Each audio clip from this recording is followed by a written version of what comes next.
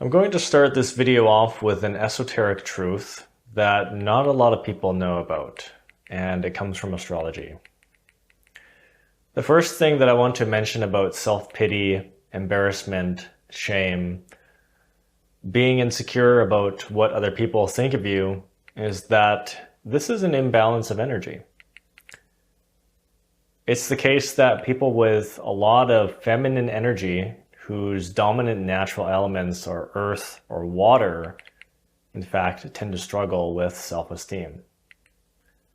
And then when I'm talking about astrology, it's always going to be in reference to either the sun or the moon signs, and a little bit of the ascendant or rising, but primarily the personality planets, sun or moon, because those are the ones that directly influence personality and character. The other planets are indirect and secondary and affect other aspects of our lives, right? And this is not a sexist statement, but this is just how masculine and feminine energy work, because one of them is detail-oriented and the other is not. So people who have these energies in their psyche have an innate attention to detail.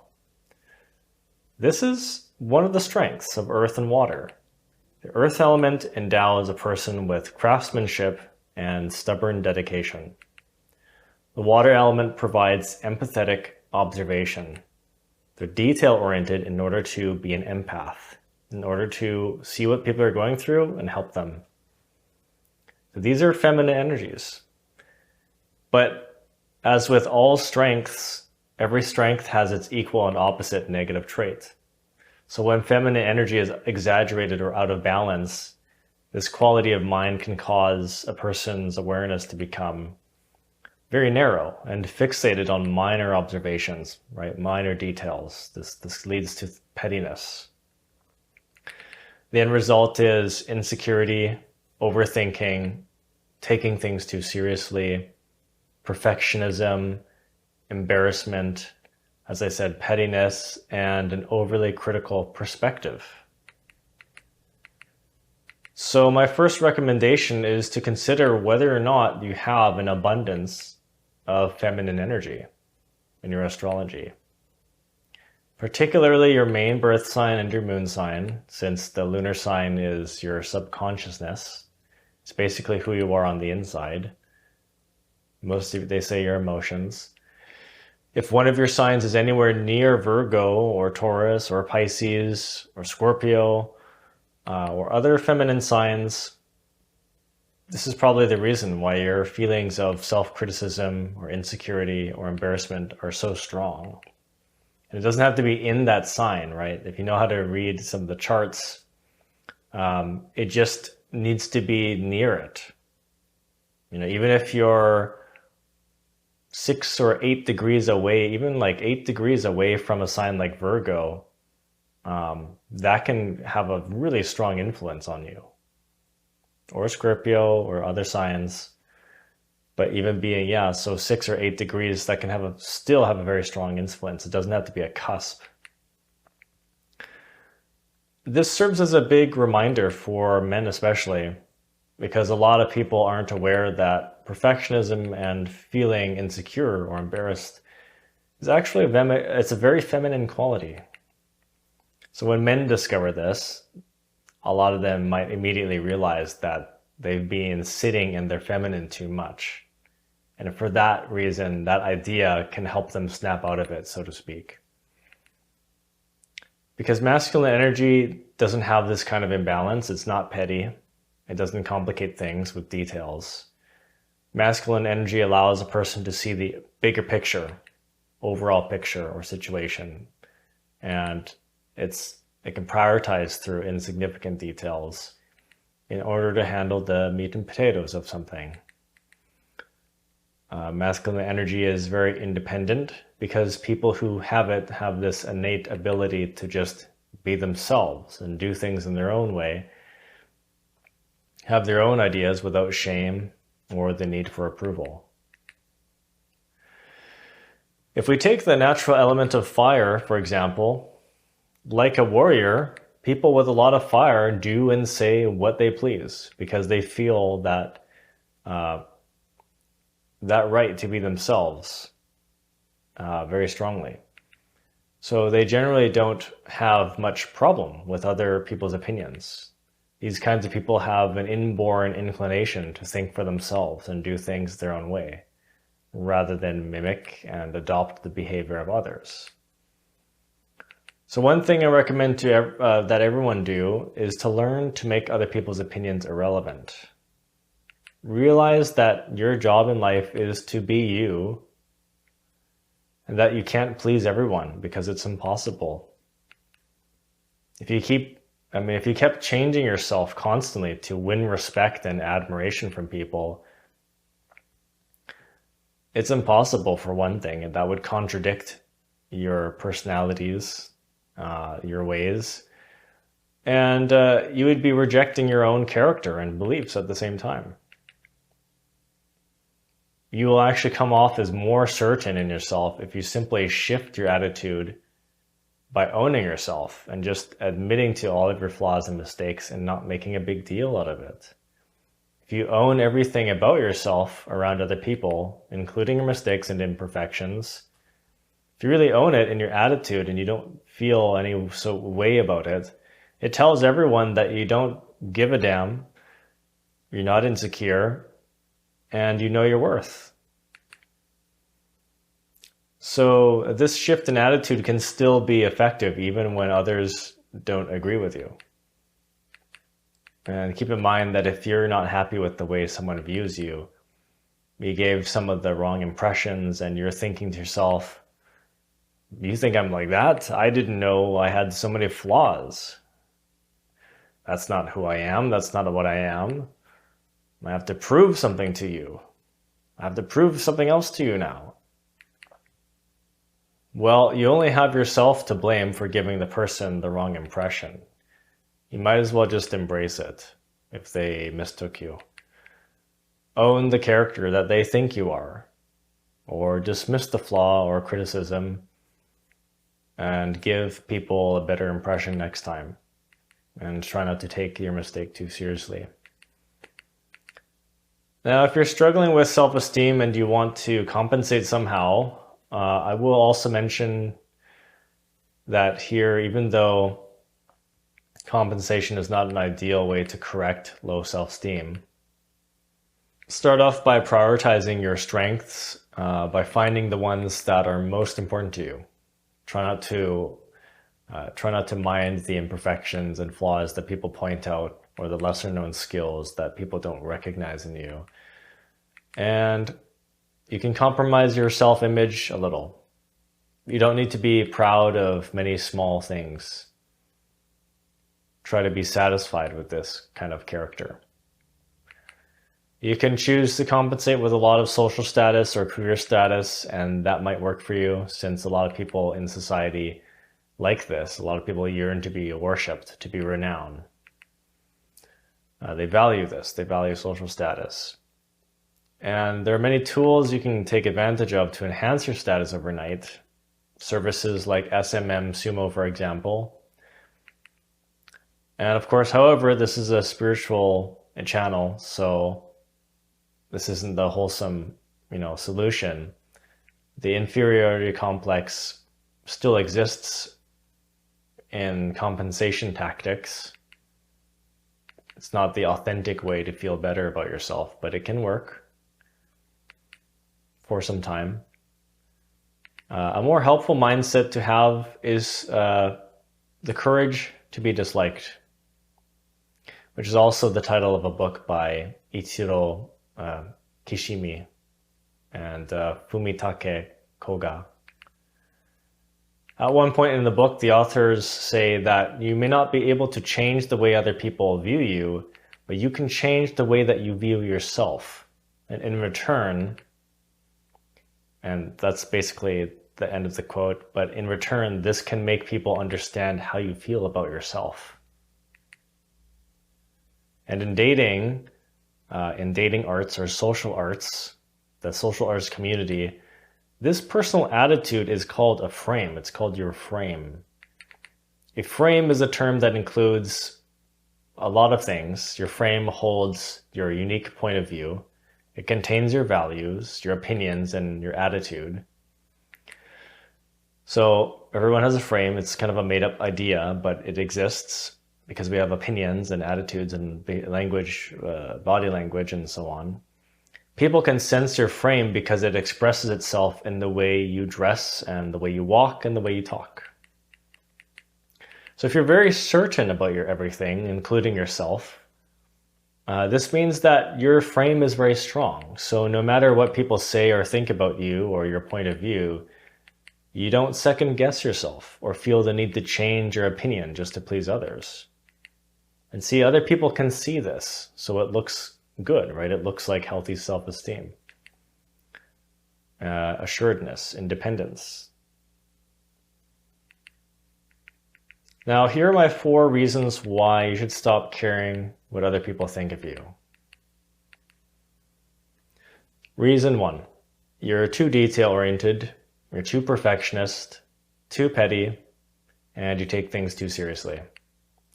Things that just don't amount to very much, little mistakes or events that only you notice and everyone else forgets about because it's so fleeting and insubstantial. Reason number 2, maybe you're insecure in front of a particular person, but you're dealing with someone who's not a perfectionist like you. Believe it or not, some people are not perfectionists. Someone who's more egalitarian or humanitarian and accepting than you realize. So someone like that isn't overly critical and doesn't have high expectations or standards from people. They're more laid back and forgiving because they understand that no one's perfect. It's easier to relax around someone like this. And reason number 3, which I think is a really good one, I think this is a very simple kind of go-to rule, which is that as long as you're not doing anything wrong per se, nothing too extreme or out of the ordinary, if you have a good idea or what is normal, if you have a good idea of what is normal or common and accepted in the place you live, in your culture, then there is no reason to worry about what people think because you're not doing anything wrong, right? Nothing too extreme. You're not abusing people. You're not criticizing, or you're not yelling, or you're not being extremely angry about something, or you're not being creepy. You're not hurting people. Like obvious things like that. If you're not doing anything like that, then why care, right? So for example, if somebody doesn't like a certain picture of you on Facebook or on a dating site, well, you're not doing anything wrong because it's just a photo of you and you can't do anything about your genetics, so you don't worry about it. And the 4th reason you can stop worrying about what other people think of you is because of what I call the anchor of balance, or the law of balance, or the law of average. And this rule states that the average person has a lot of potential and is doing something important with their life. So we don't have to entertain insecurities like jealousy or criticism. We all have desire. We all want to pursue some kind of career. We all want to become something or do something meaningful with our life. Likewise, the average person is not going to look down on you and be so critical that they perceive you as below average and no good for no reason. If you're dealing with somebody like this, it's probably just one person you know in your circle. So if a strong frame doesn't change shape or form for other people, you should never be in a position where you're embarrassed yourself about something and just are waiting for the other person to change their mind about you. Likewise, you never have to be in the place of uncertainty and asking people what they think of you just to make sure that you have their approval. Because really, this is very needy, approval-seeking, dependent behavior, right? If you're independent, you don't need to know what other people are thinking, right? You don't need to know what they're thinking about you. You don't need to wonder. You don't need to ask. Authentic self-worth is not dependent on other people or circumstances. It's just an internal attitude. And you can't control people's opinions at the end of the day. There's no guarantee what someone actually thinks of you anyway.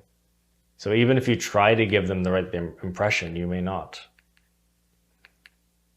If you're quite young and you've just finished high school and you're starting to live your own life, you're starting to realize the different life skills and things you need to know to maintain living. You were probably encouraged by your parents to keep a backup savings account for emergency if you ever lost your job or your ability to work. And maybe they encouraged you to budget your finances with a spreadsheet.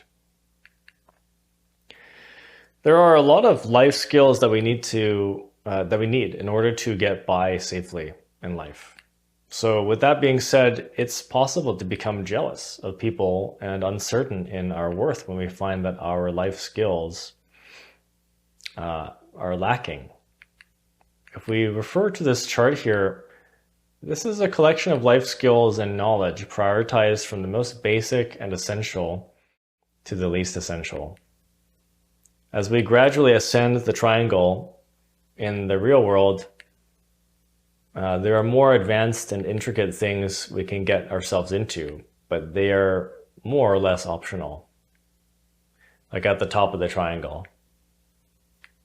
There are 100 different little skills that you can learn that can make you come off as a very on top of it kind of person or a Jason Bourne know-it-all kind of character.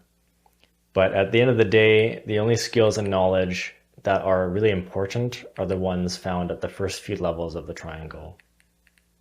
I'm showing you this because I think for young people who are detail-oriented and perfectionist, it's really easy to notice what other people have and begin to lose that certainty in your frame, in yourself, with those feelings of inferiority and such. When I was growing up, I used to overthink so many things. So I kind of started life near the top of this triangle and worked my way down to the more meat and potatoes essentials. So I learned how to sing and dance and dress well in my teens and early 20s. But I was laid back, and when it came to life skills, I only wanted to know the bare essentials that would get me by. So for a long while, I never budgeted my money precisely. I just managed it with my eyes and head. And I would always confuse my car insurance papers with my registration papers when showing it to the police.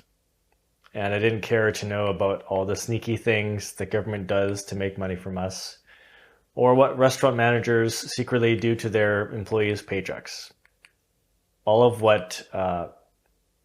that was basically okay because I was taking care of my life essentials. But eventually I would find myself becoming uncertain about my worth when around people who seemed to just know everything in the realm of life skills.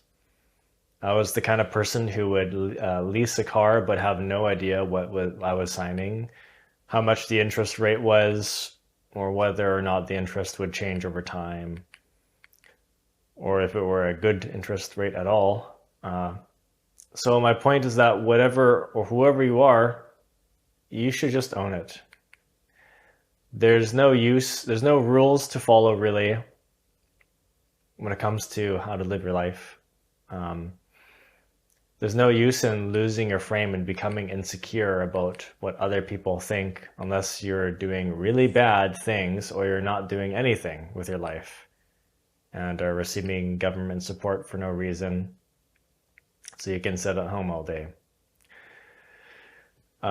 This is more masculine for the men out there, and as well for women who just want to be more independent and come off as who want to be independent and also just come off as more certain in themselves. You really just have to own yourself. Don't worry too much about how the government works or legality or the language of money or real estate unless you want to become a lawyer or an entrepreneur or an investor or an agent.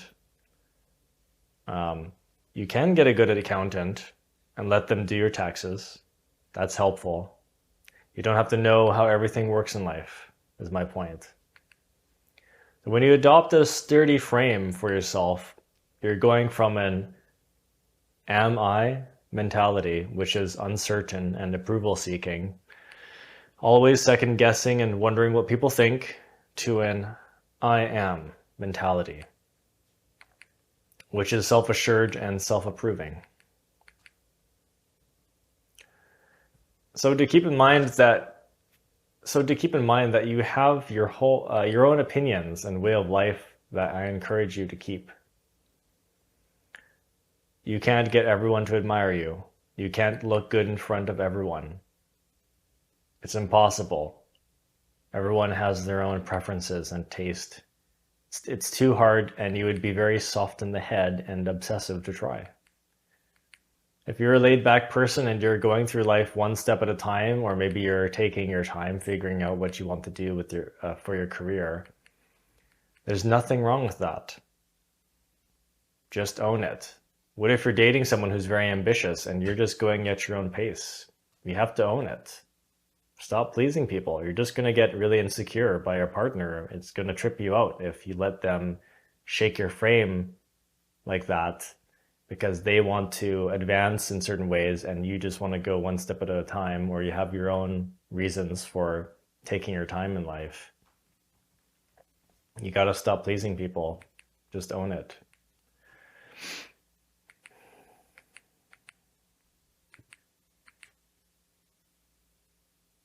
Right? Are you going to start acting like them so that they don't begin to see you as lazy or directionless? Well, you don't have to necessarily. You don't have to do that. They're not necessarily going to see you like that.